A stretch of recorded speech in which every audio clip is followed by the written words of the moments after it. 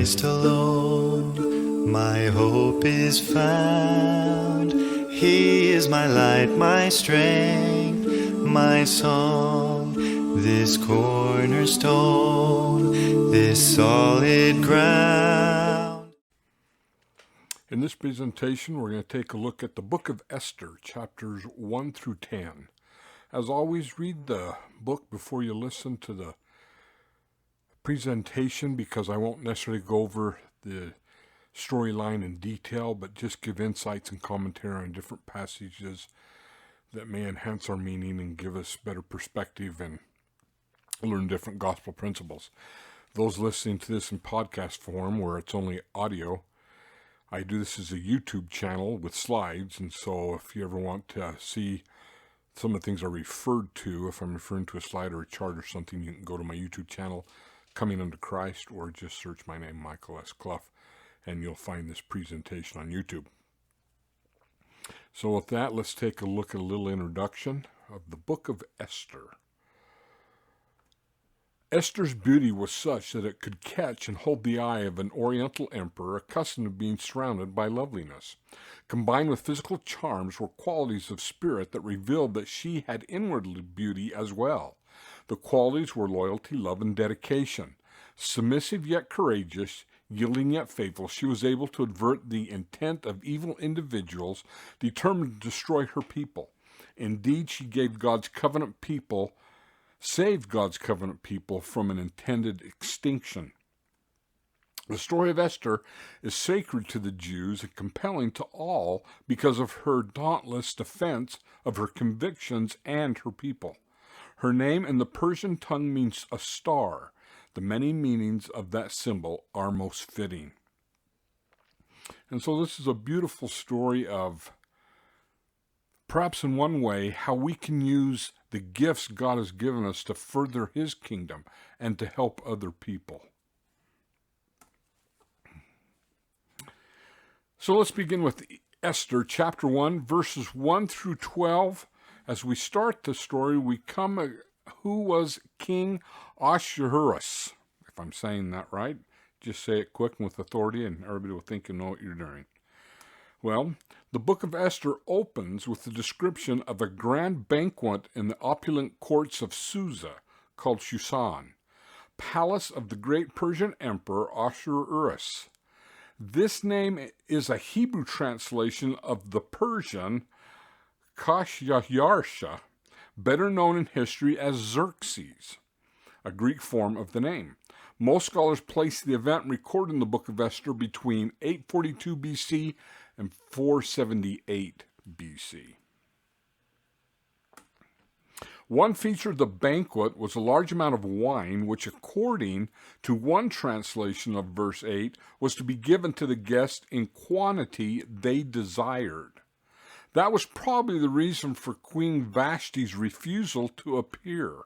After 7 days of heavy drinking, the guests were probably quite inebriated, and she may have considered it beneath the dignity of the queen to parade before such a lot to display her beauty.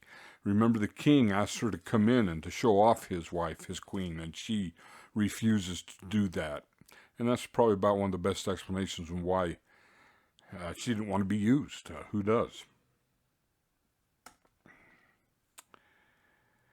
Esther 1:19, irrevocable edicts.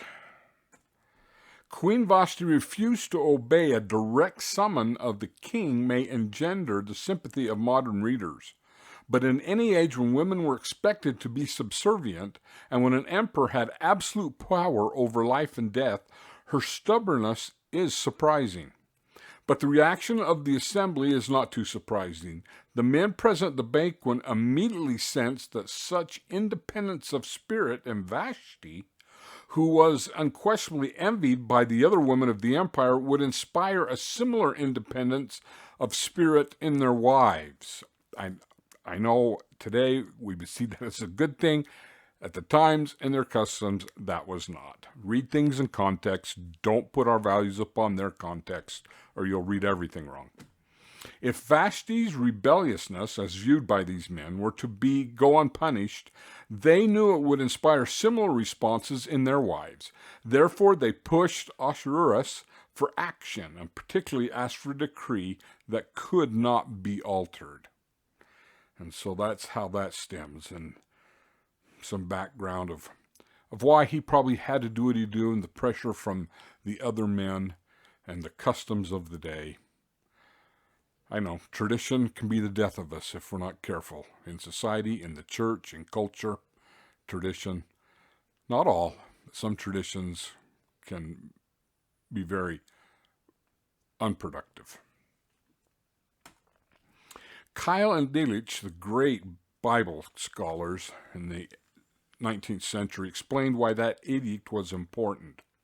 An edict issued by the king entered among the laws of the Persian and Medes and sealed with the royal signet does not pass away, that is, remains in force, is irrevocable. The counselors pressed for the issue of such an edict for the purpose of making it impossible to the king to take Vashti again into favor, lest they should experience her vengeance on the restoration of her influence. And so the background of why Vashti is now barred and does not become the queen. And she is put away, so to speak.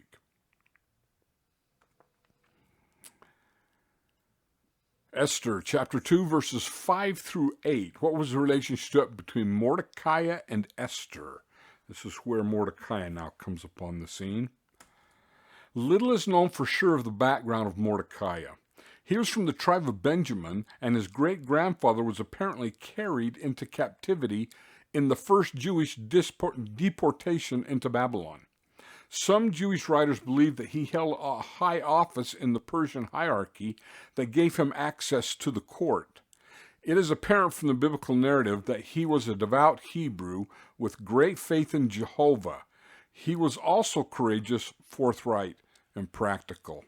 And so, though this is called the Book of Esther, this is really a story about Esther and Mordecai, both of their faith, their integrity, and their willingness to believe in Jehovah and follow him.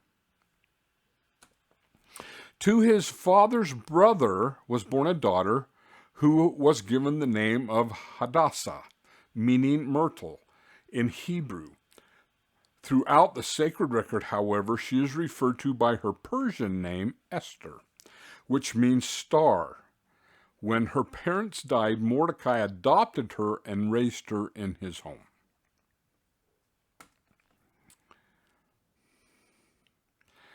Esther chapter 2, verse 10. Why had Esther not shewed her people? Why has she not divulged that she was Jewish? I think is what they're asking here in chapter 2, verse 10. Let's see how it puts it in the scripture. And that Esther had not shewed her people, nor her kindred, for Mordecai had charged her that she should not disclose maybe her heritage at this time. Esther was shown respect and deference because, in obedience to Mordecai's charge to her, she had not admitted her Jewish lineage. A Jewish maiden would not have experienced such friendly treatment. Even after her selection as queen, she continued to keep her racial identity secret at the request of Mordecai. As like in any age, bigotry and racism has always been on the earth. And so I'm sure this was a tricky time for her in navigating in a society that would have looked down upon the Jews as something less since they were conquered and brought to this area. And so having to deal with those consequences. Esther chapter 2, verses 12 through 17 talks about the days of her purification. This is when the king finally decides, look, I've got to pick another queen. We're going to have a large beauty contest, bring all the women, I'll choose which one. And it talks about the days of their purification. Adam Clarke, a noted scholar and a wrote a commentary in the Old Testament, noted that the most beautiful of all the young virgins of all the provinces of Babylon were to be selected, and these were taken out of all classes of the people, indiscriminately. Consequently, there must have been many who were brought up in a low life. An extended period of beautification and preparation of these women would be required to prepare them for the presentation to the king. So, interesting, in fairness to the king, maybe give us a little his character. He doesn't pick just from the top rungs of society. He lets all who are single and have a desire to come from whatever class of society they belong to present themselves to him. The statement that each virgin could take whatever she desired seems to imply that she could choose jewelry and other ornaments in order to make the most favorable impression. Esther did not use this privilege, but took only what Hegai, the king's chamberlain, or keeper of the harem, gave her. She must have been of remarkable loveliness to be chosen by the king. It is also likely that the days of purification were used in training and education in the ways of the king's court, as well as in just physical purification. So probably some training in how to present yourself in a courtly manner and to take on that highest status. And so probably involved also the training and how to act and behave.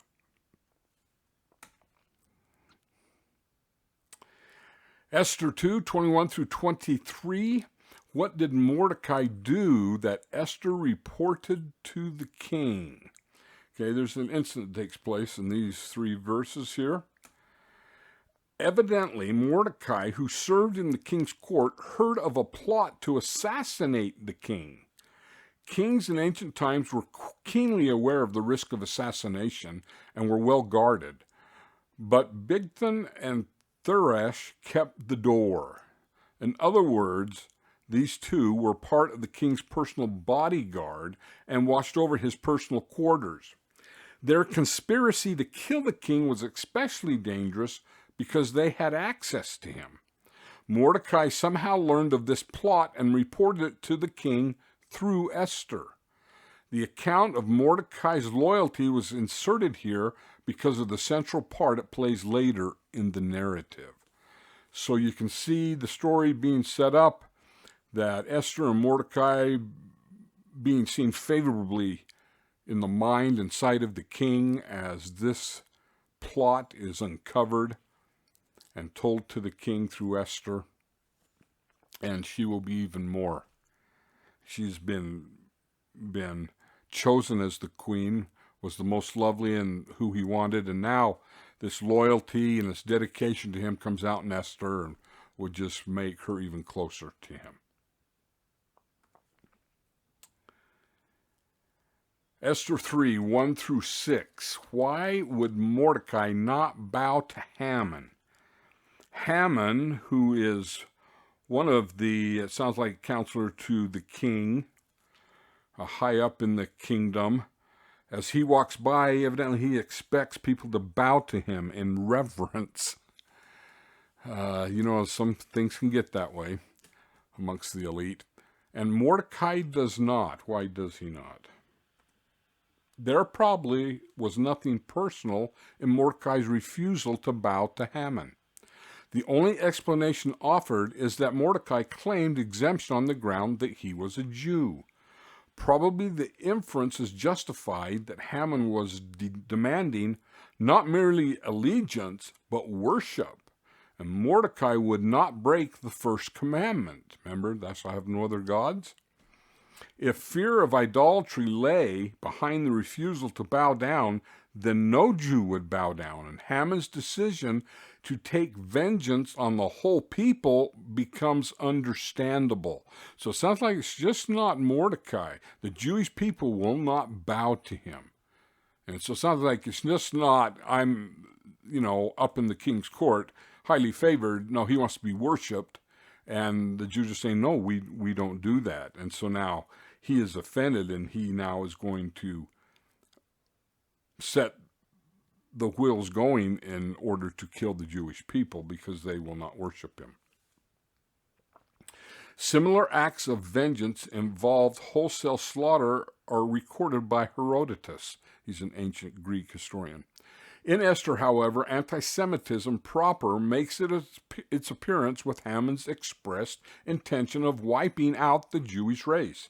It might seem well incredible that one man's injured pride could lead to such an irrational conclusion, if it were not that history has produced an equal irrational attack on the Jews in the 20th century, referring to Hitler and the Holocaust.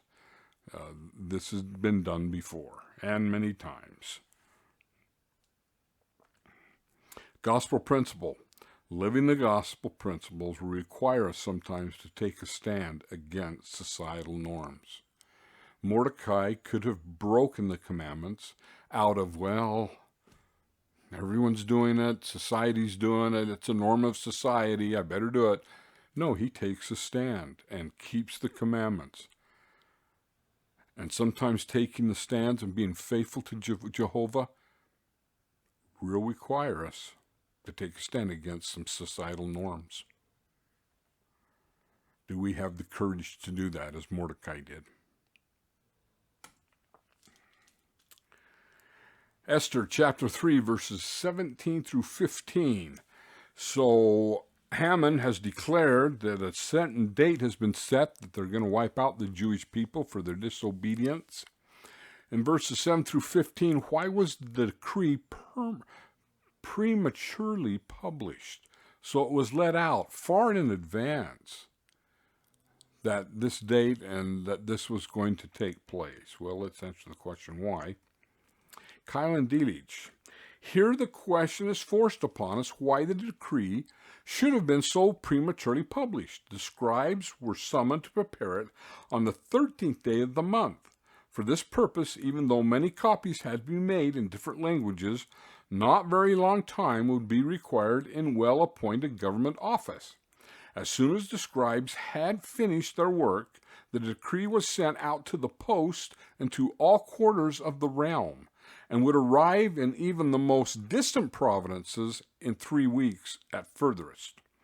This would place almost 11, and in the most remote parts, 10 months between the publication and execution of the decree. So that's quite a lag time.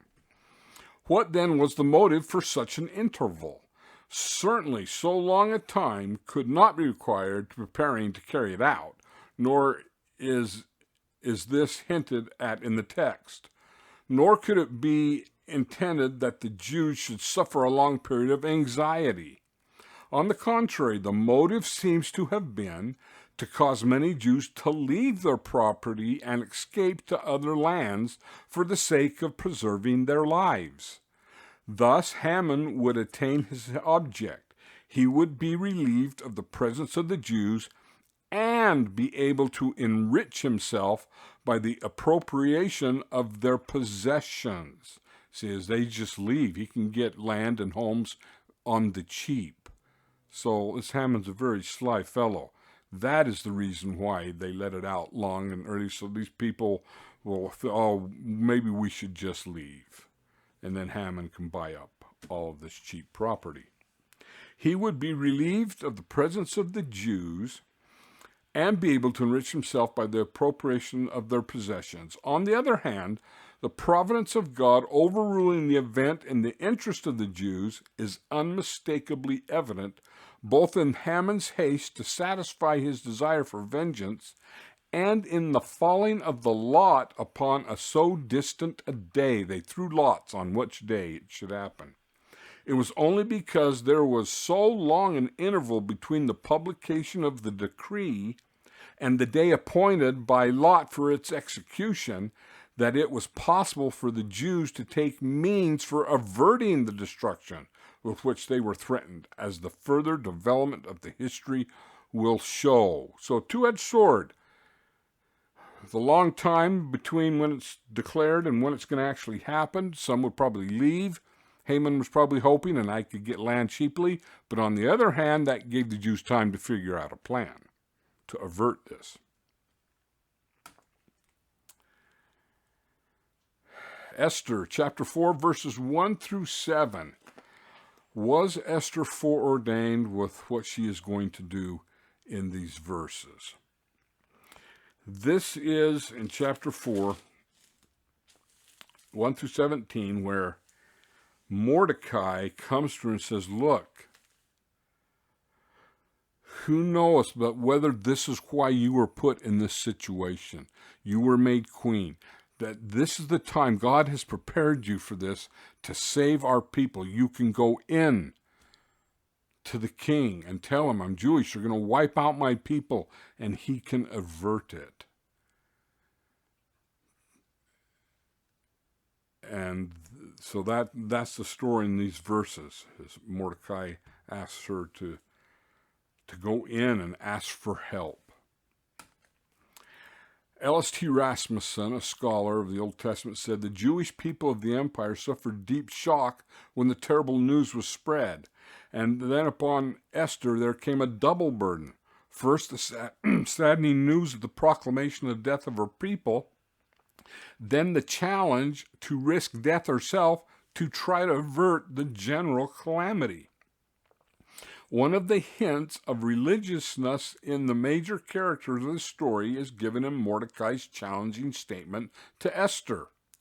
Who knows, quoting him, who knows whether thou art come to the kingdom for such a time as this?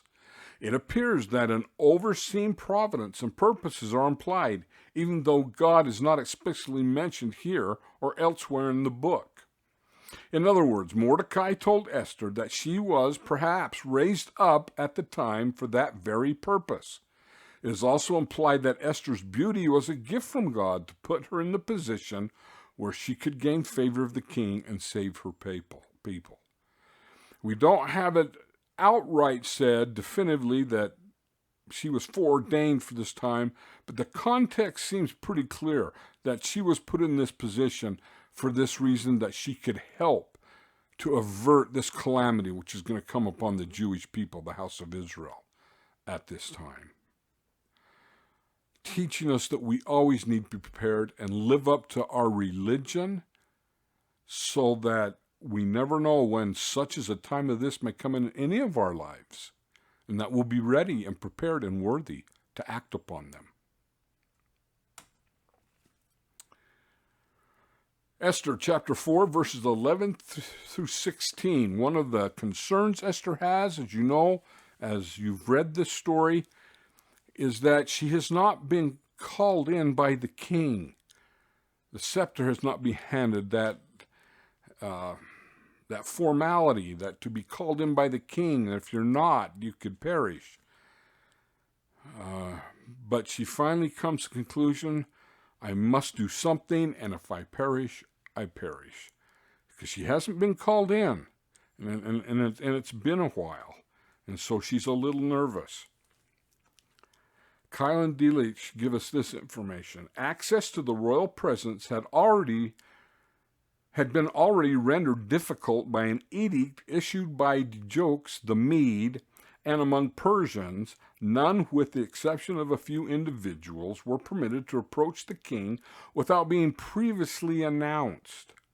Anyone entering unannounced was punished with death unless the king, according to this passage, gave it to be understood by stretching forth his sepulchre that he was to remain unpunished.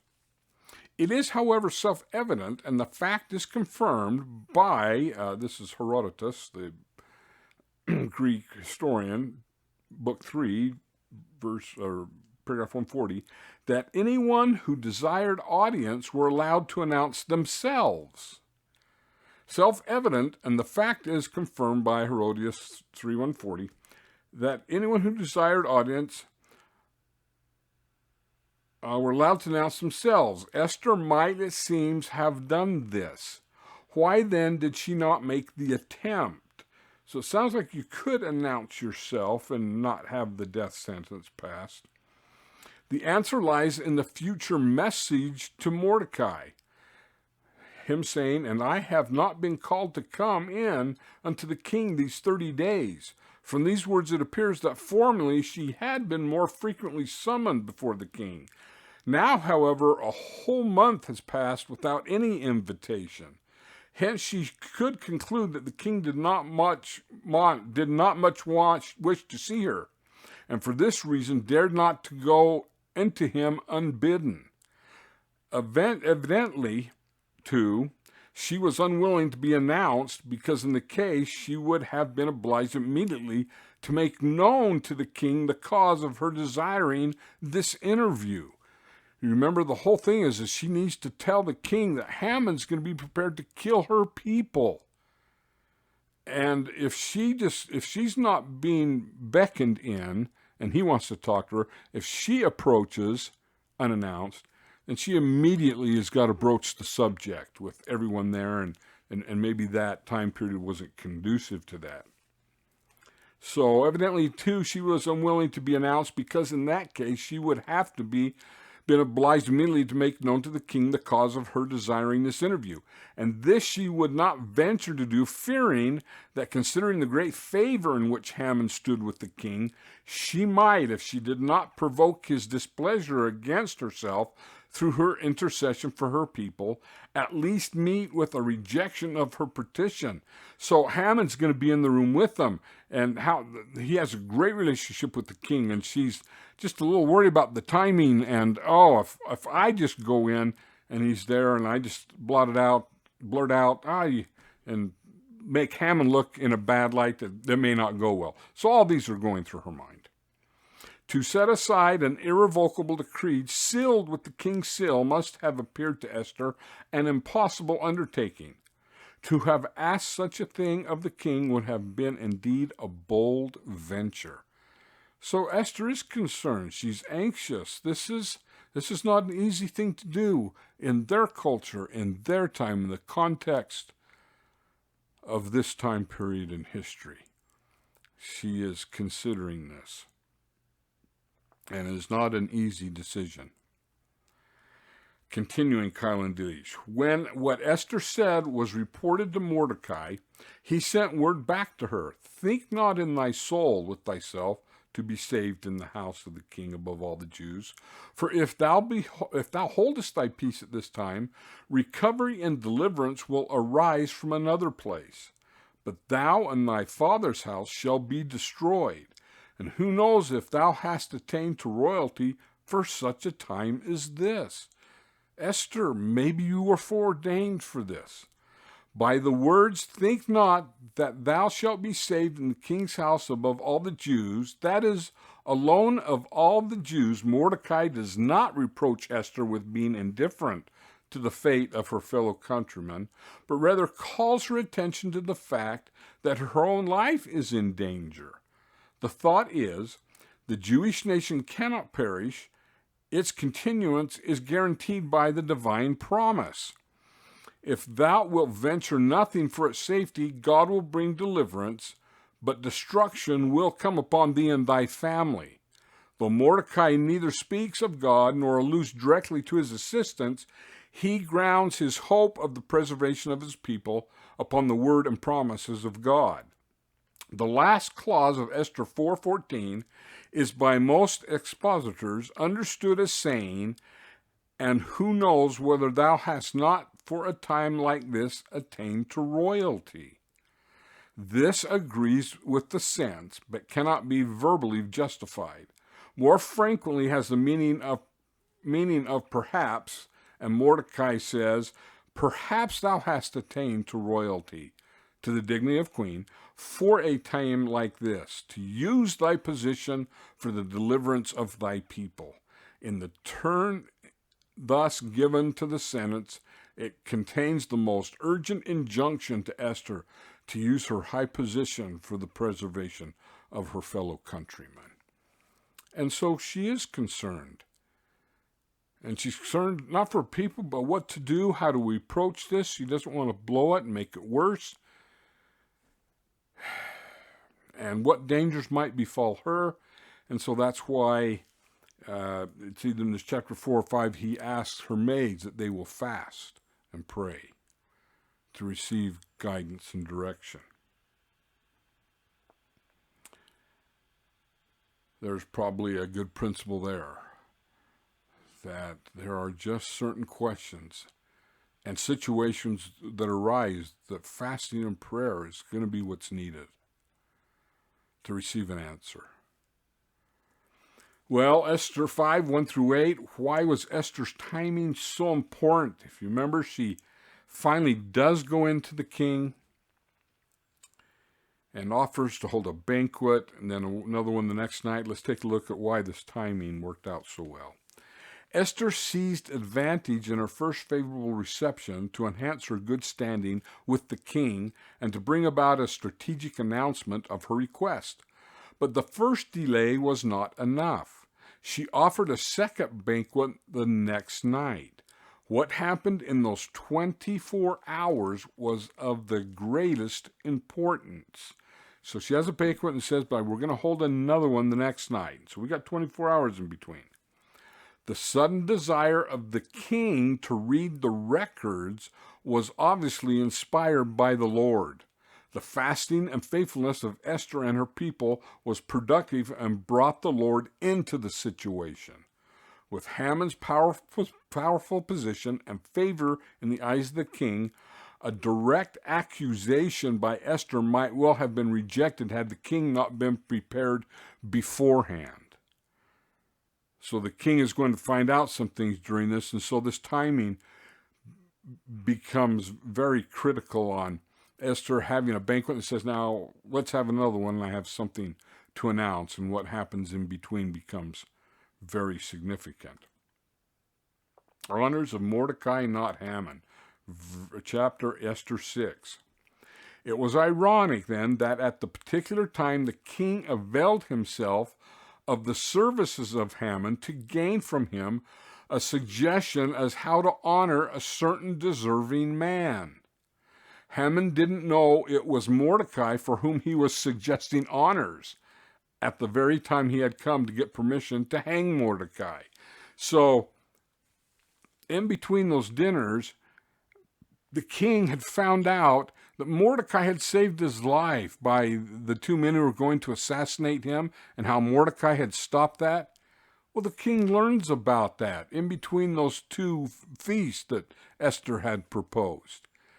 And so when Haman comes to him the next day, the king says, hey, what's the best way to honor somebody? I want to give honor to him. I'm sure Haman's thinking, oh, it's got to be me. And of course, he's coming to suggest that Mordecai should be hanged because he wouldn't bow to him. That's why Haman's there. But the king says, I want to honor someone, and what's the best way? And so here's what Haman says. And thus it was that Haman had the frustration and humiliation of doing for Mordecai what Haman had hoped was to be done for himself. Moreover, he had no opportunity to do what he had planned to do to Mordecai. Note that Haman's own wife had ominously predicted dire fate would befall him if his opponent be of the seed of the Jews. She warned him, don't mess with the Jewish people. And so Mordecai is the one that's being honored when Haman thought it would be him. But Haman has to come up with a way to honor him. Well, the second banquet, chapter 7, verses 7 through 8. Why did Haman fall on Esther's bed? Let's take a look here. In the Middle East in ancient times, banquets were served to the guests as they recycled on pillows or couches. Reclined, not recycled. The Hebrew word translated in verse 8 as bed may have been a couch or a place of reclining. It seems likely that Haman rushed over to Esther at the banquet and fell on her couch to plead for his life. The king's abrupt departure from the banquet may have been prompted by a desire to check Esther's story. So this is when she tells him, look, I'm Jewish. He has just proposed you kill my people. And so the king wants to desire to check Esther's story with some of the other aides in the court. When the king returned to the banquet, he interpreted Haman's position, remember he's laying on her couch, as a sexual advance and ordered his death. So Haman sat down in the wrong place. Thus, with no direct suggestion by Esther about what Haman's punishment should be, circumstances brought about the swift execution of the man who could have proven, even after his fall from favor, to be a powerful enemy to the queen.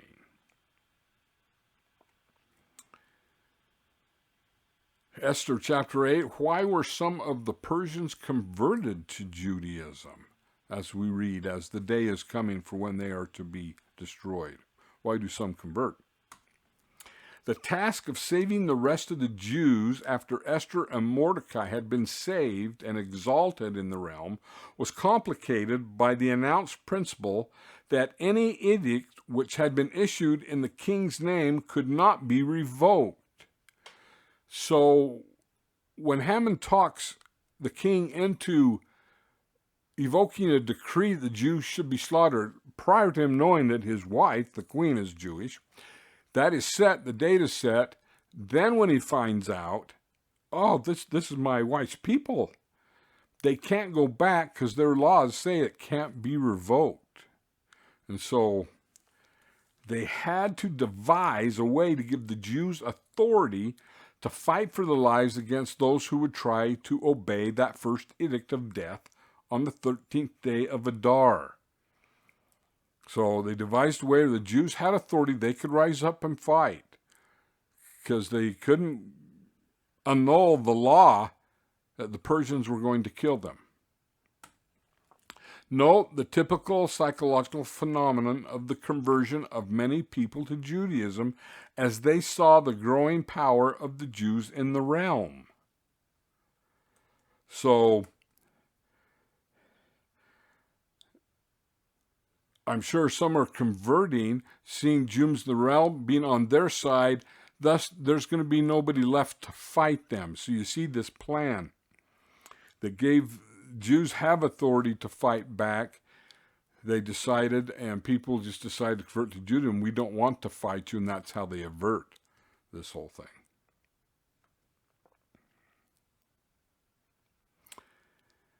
Now, this miracle that takes place in averting the slaughtering of the Jewish people, Esther's people, is celebrated in a festival called Purim. And this is described in chapters 9, verses 17 through 32. The word pur, the plural being Purim, or lots, Haman used to determine the day of destruction for the Jews, were now viewed by the Jews as a great blessing. So Haman tossed lots to determine the day. That's what the Purim means, casting lots. And so the fact that the lot had fallen on a day some distance into the future allowed Esther and Mordecai time to save the people. As we said, it gave them time to save the people. Some converted, so they wouldn't have to fight them and those kinds of things. In celebration of this great deliverance, the Jewish initiated a new festival, which is still observed among the Jews to this day. It is called Purim for the casting lots casted by Haman, and is a festival of great joy. Here is a modern Jewish writer's description of the celebration. Purim is the nearest thing Judaism has to a carnival. It is another full moon celebration falling on the 14th day of Adar, usually in February or March. The origin of the holy day is in the book of Esther. The occasion is, of course, the famous deliverance of the Persian Jews from their Hitler-like oppressor Haman. The day before Purim is the Feast of Esther, a sunrise to sundown abstention. At sundown, the synagogue fills up. The marked difference between this and all other occasions of the Jewish year is the number of children on hand. Purim is Children's Night in the house of the Lord. It always has been, and the children sense their right and exercise them. They carry flags and noisemakers, the traditional whirling rattlers called grogers, which can make a staggering racket. After the evening prayers, the reading of the book of Esther begins, solemnly enough, with the customary blessing over a scroll and the chanting of the opening verses in a special musical mode, heard only on this holiday. The children are posed waiting. The reader chants through the first and second chapters, and comes at last to the long-awaited sentence. And after these things the king raised to power Haman the Agagite. But nobody hears the last two words. The name Haman triggers off stamping, pounding, and a hurricane of gawkers. The reader waits patiently. Then Din dies. He chants on and soon strikes another Haman. Bedlam breaks loose again. This continues, and since Haman is now a chief figure in the story, the noisy outbursts come pretty frequently. In other words, every time the name Haman is read in this story, they read the story, everybody gets to boo and jeer and that kind of thing. The children, far from getting tired or bored, warm to the work. They do it with sure mob instinct, poised silent during the reading, exposed on each Haman. Passages occur where Haman's name crops up several times in very short spaces. The children's assaults come like pistol shots. The reader's patience wears thin and finally breaks. It is impossible to read with so many interruptions. He gestures angrily at the children through the grogger storm and shoots a glance of appeal to the rabbi. This is, of course, what the children have been waiting for. The stag is down. Thereafter, to the end, it is a merciless battle between the reader and the children. He tries to slur over the thick-falling Hamas. They trip him every time with Rekrislavos. He stumbles on to the final verse, exhausted, beaten, furious, and all is disordered hilarity in the synagogue. It is perhaps not quite fair to make the reader stand in for Haman on this evening, but that is approximately what happens. So a fun time of reading the story and booing every time Haman comes, and having that boo and jeers, and just having that combination of people participating in the story, the children. Beyond this gaiety, it carries forth religious obligations. To hear the Megillah, that's the scroll of Esther, read to distribute largesse to the poor, to make a feast, to exchange presents with neighbors and friends, the last institution in Shalach, Manos, the sending of gifts, things can be eaten and drunk the same day. So that's what they do on Purim. Gift giving, giving largesse, presents, whatever, to poor, to neighbors. A time of enjoying life, and life was preserved and life was saved. Mordecai, we noticed, here's a principle we can learn from him. He was in the world, but not of the world. Mordecai's situation is parallel in some ways to that in which modern followers of Jesus find themselves. For Mordecai, Babylon was a physical reality. He was forced to function in the midst of an alien society. Today, Babylon, or the world, is a spiritual reality. The standards of the modern world are clearly alien to the values held by the disciples of the Savior. The challenge is to keep the values intact and yet find ways, as did Mordecai, to be of service both to society and to Christ.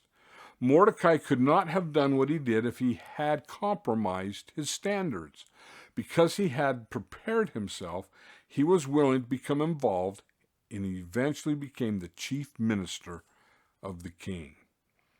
So that challenge is the same still to us. Can we keep our standards in our values and still be of service in society? We don't have to participate in everything they do, but we can be a force for good, as Mordecai was. And the question is, are we? How am I doing in that area? Concerning this gospel principle, being in the world but not of it, Elder Neil A. Maxwell said, "The Lord in the Doctrine and Covenants tells us to be anxiously engaged in a good cause. This suggests we cannot respond to all causes. We must be selective in the things we seek to do in terms of community and civic chores.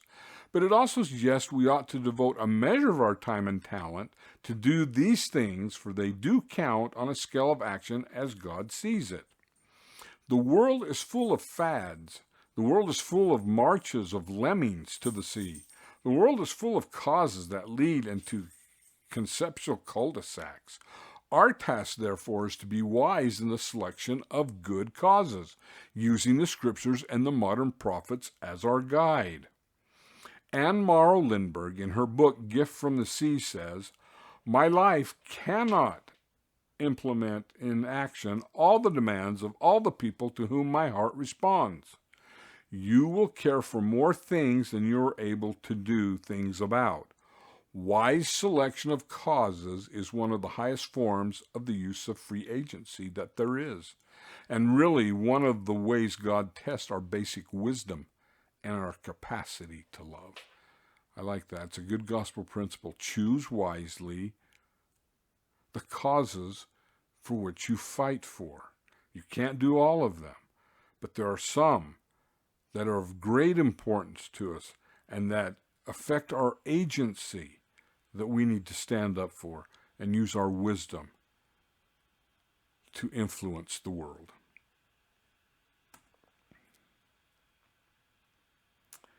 The gospel principle, have you come for such a time as this? Mordecai asking her, maybe this is why you were born. This is why you were put here, Esther, for a time as this, to perform this most important duty, to save the Jewish people. Well, Esther means a star in the Persian tongue. How fitting a title for a woman who may have been there when the morning stars sang together and all the sons and daughters of God shouted for joy. Though the text does not mention any foreordination or calling for Esther, Mordecai's question, "Who knoweth whether thou art come to the kingdom for such a time as this?" suggests that Esther came into the world to save God's covenant people. That she probably was foreordained. We are all foreordained for something. And the key is that when it's time to step up, we are ready to step up. We have lived, you can't just all of a sudden that day decide to be ready, because you don't know when the day is you may be called on for a time as this. And so we prepare ourselves constantly in living the gospel in integrity and devotion to Jesus Christ, so that when our time is called, we can step up and make a difference. F.M.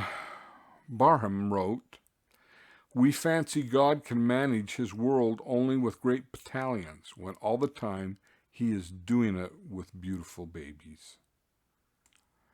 When a wrong wants right, or a true wants preaching, or content wants discovering, God sends a baby into the world." That's from President Kimball's Faith Precedes the Miracle, page 323. That's so true. God will work in simple and small means, not always with great battalions. What about you and I? Have you and I ever stopped to contemplate what your own foreordination may entail? Consider these words from Elder Bruce R. McConkie. "We are quite well aware that Joseph Smith and Jeremiah and the prophets, apostles and prophets, the wise, the great, and the good were foreordained to particular ministries. But this is only a part of the doctrine of foreordination. The great and glorious thing about foreordination is that the whole house of Israel was foreordained, that millions upon millions, comparatively few compared to the total pre-existent host, but millions of people were foreordained. As I said, all of us in Israel were foreordained to perform certain things to build up the kingdom of God here on earth. It may be that your calling is not to save a nation or to lead one, but one thing is certain. You are here now not by chance, but by design.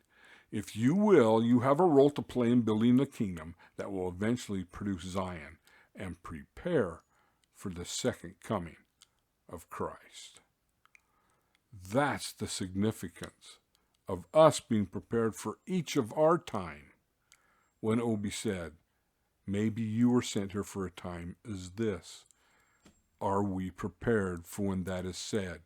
And since we don't know when that will be said, we must always be prepared, by living the gospel of Jesus Christ, putting God first in our lives, and worshiping Jehovah. Thank you for watching the channel. Hit the like button if you enjoyed it and subscribe to the channel.